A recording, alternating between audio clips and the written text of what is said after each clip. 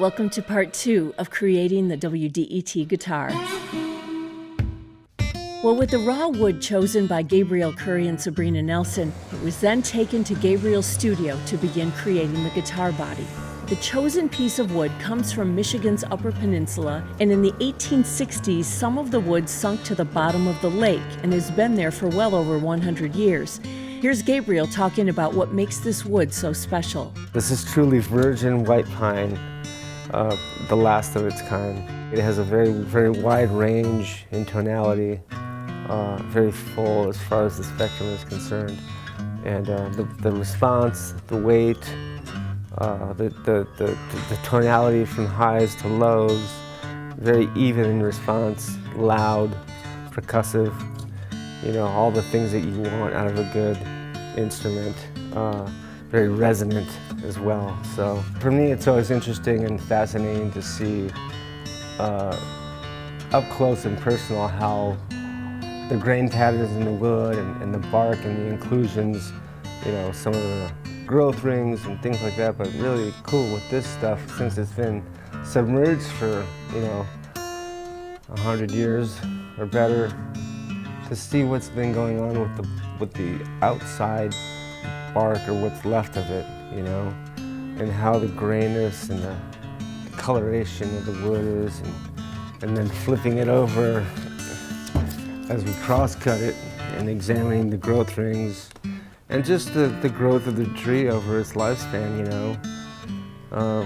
what that represents and how this thing has lived its life, and the preservation of it, you know, just being underwater for that many years. It's just fascinating. It smells completely amazing.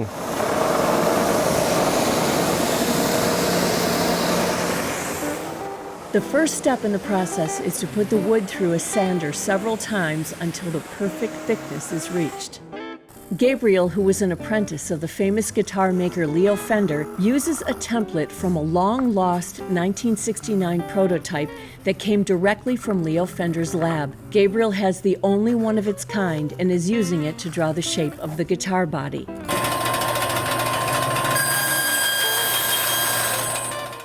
As he skillfully cuts the wood, we start to see the guitar come into shape. Using a router, Gabriel routes the outer perimeter and recessed cavities for the electronics and the neck of the guitar. Sanding was done on the guitar body on an orbital sander for some of the final preparations before handing it off to Sabrina Nelson, where she will transform this raw piece of wood into a work of art.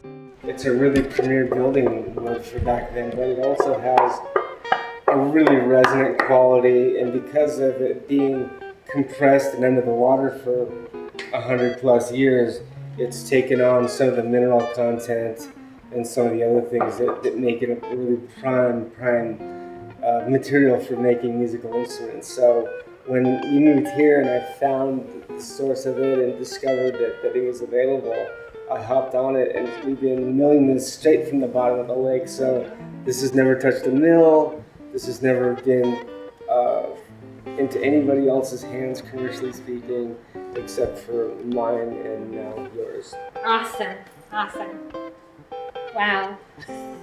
I'm so thrilled and honored, you know, the idea that this almost could possibly be 500 years old, and also is very much like an honoring relic, you know, that will be something that holds the sound and carries the sound of the lake, you know, of where it's from, and also those souls that I'll put on top of it as well. And your artistry with my artistry, I think will be a great tandem combination.